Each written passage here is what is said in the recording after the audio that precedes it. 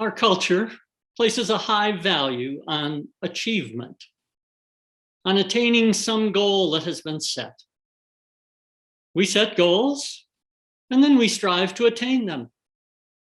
We set goals, whether consciously or unconsciously, to attain wealth, knowledge, beauty, power, happiness, success, security, comfort, contentment, or any number of other things we value. Once we've attained a particular goal, we strive to ensure that what we have attained remains. And often, once we have attained a particular goal, we set another. This process of setting goals, striving, attaining the goal, and then setting new goals is something that you will find written about in any number of articles and books that are intended to motivate us to achieve success, however we might envision that. And there are some definite benefits that accompany engaging in this process. I know I have spent a significant portion of my life engaging in this process. Setting goals, striving, attaining a goal, and setting a new goal has been essential to my becoming who I am today. I will offer here one example of how this process has played a significant role in my life.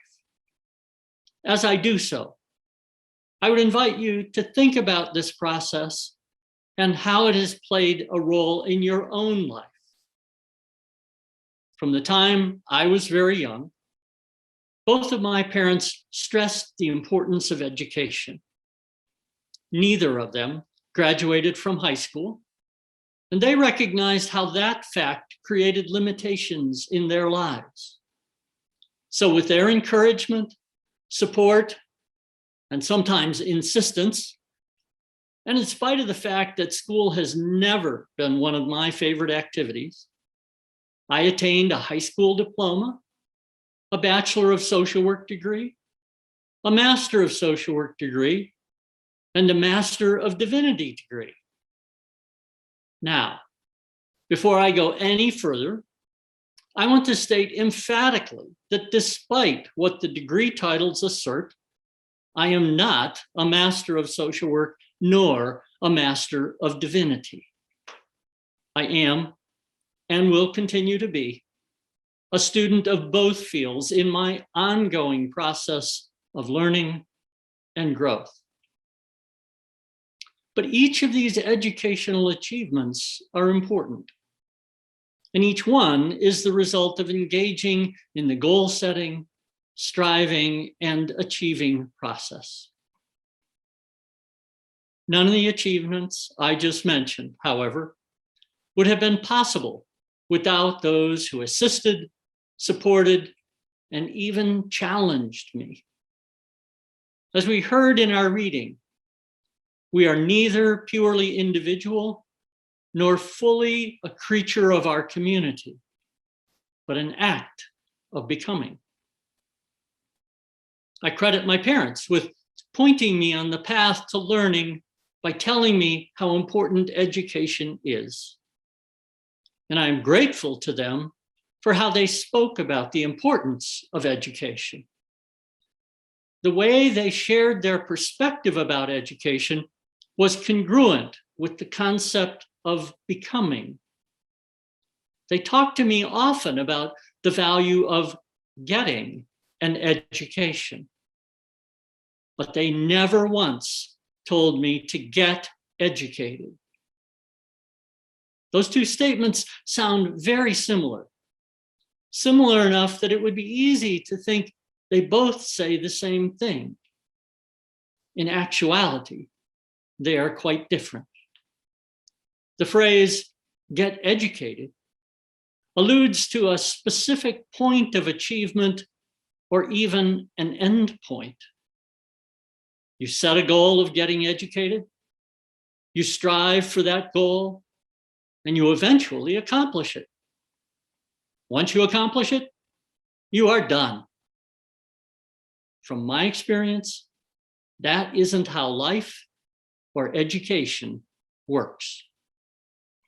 The phrase, get an education, on the other hand, is an open-ended proposition. It didn't and doesn't involve a specific goal which will someday be accomplished. Getting an education, at least for me, is an ongoing process. In my mind, the phrase, get an education, is an invitation to allow life to continually teach me.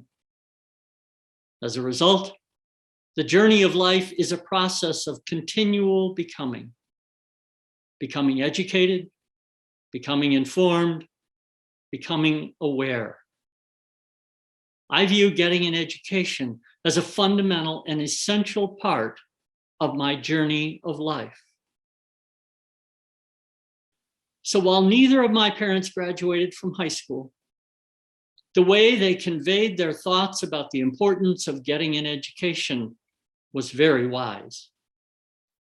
The phrase, get an education, helped me to develop what is now being referred to as a growth mindset.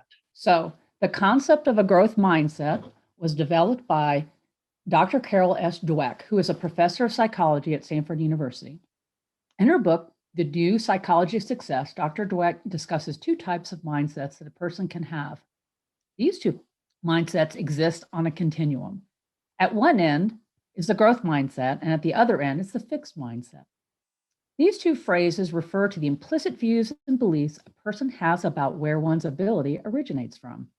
The perspective that one's ability is connected to an attribute that is innate and unchangeable is associated with the fixed mindset of the continuum. The perspective that one's ability is connected to what one does, such as getting training, seeking out information or education, and diligently investing time and effort to accomplish some task or goal, is associated with the growth mindset end of the continuum. Having a growth mindset can play an important role in achieving success through the goal-setting, goal achievement process, and is also a fundamental element in the process of continually becoming, whether through goal setting or not. For me, that's Rev. Duffy, having been encouraged to develop a capacity for the growth mindset and engaging in the goal setting, striving, and achieving process has allowed me to become who I am today, a UU minister serving the members and friends of the Bozeman Fellowship. And I feel very good about that. I imagine, like me, you can think of many achievements in your life that are a result of both goal setting and goal achievement process and of the growth mindset. There are definitely benefits to engaging in goal setting and goal achievement process. But there can also be pitfalls and drawbacks. If goal setting and goal achievement go too far, the process can take over our lives in ways that are not beneficial. We can find ourselves continually striving to arrive, only to discover that the more we strive and the more we achieve, the more we feel compelled to drive ourselves harder in an effort to achieve more.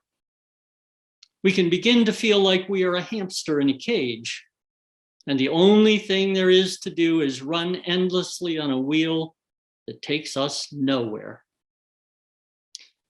I recall a man I knew years ago who told me about how he had become so involved in the process of striving to arrive that it nearly destroyed him. His desire to achieve took physical form. His 3-car garage and a storage building were filled with all types of outdoor equipment, including motorboats, personal watercraft, all-terrain vehicles, and an RV, to name just a few of the items he came to own. He spent so much time maintaining and caring for all of his possessions that it reached the point where he had very little time to use any of them for their intended purpose.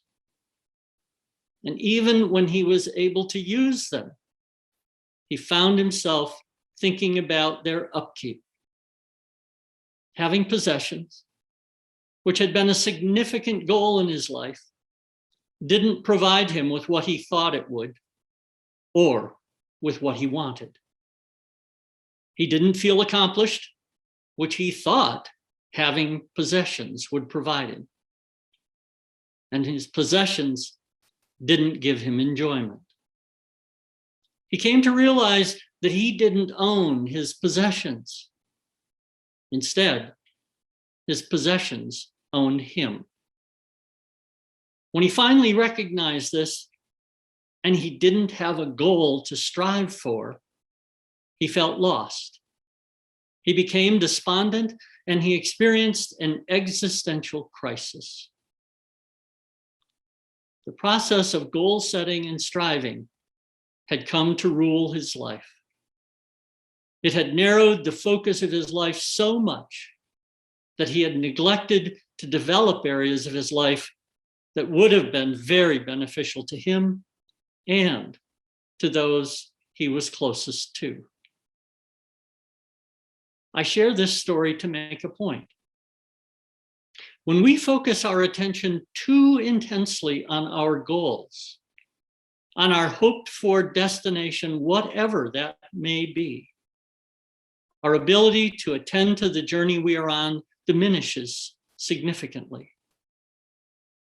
By focusing too intensely, we can find ourselves believing and living as if the only thing that matters in life is the destination, the goal. Even though we set the goal originally, the goal can take control of us and our lives. If this happens, we may not be able to recognize that, as the saying goes, life is a journey, not a destination. Life is first and foremost about becoming. Striving and arriving are part of the larger and much more important process of becoming. When we get confused about which process is which, and which process is more important and elemental than the other, we soon find ourselves facing problems. The process of goal setting, striving, goal achievement, and goal setting again is not the same as the process of becoming. It is only a part of becoming. So far, my focus has been on becoming as it relates to us as individuals. But continual becoming isn't something that is limited to an individual. It occurs for organizations, such as our fellowship, as well.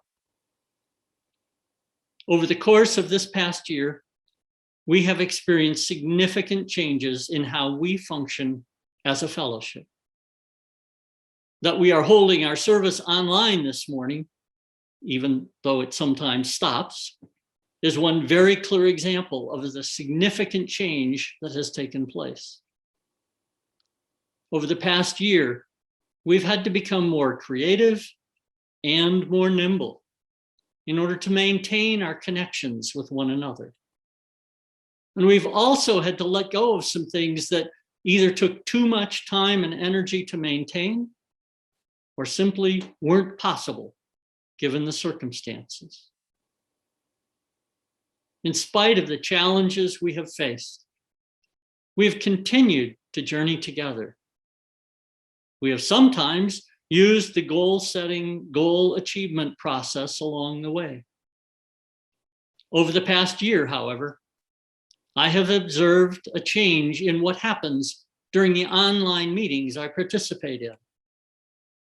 The amount of time and attention that is spent focused on and sharing about what is going on in our lives and in our community is more than when we were meeting in person.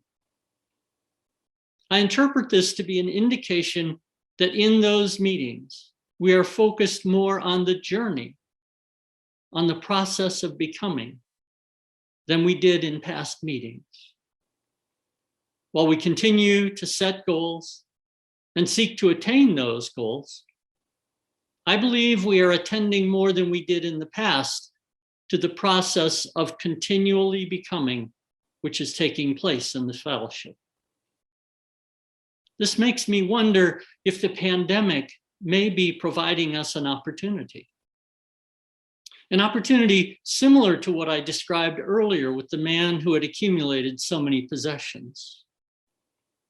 Just as he discovered that his possessions weren't giving him what he hoped for, might we discover areas where our way of functioning or being isn't meeting our expectations or our needs?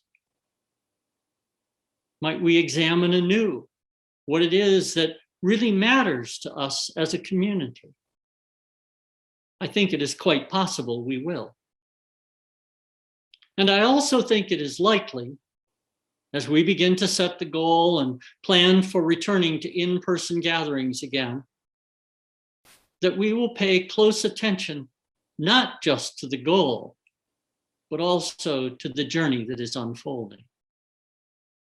The journey, my friends, which supports and allows our continual becoming as a fellowship, is what matters most. May we immerse ourselves in the journey of becoming. And may we be willing to ask whether our goals and accomplishments of the past may be controlling or limiting our ability to become the fellowship we have the potential to be. So may it be.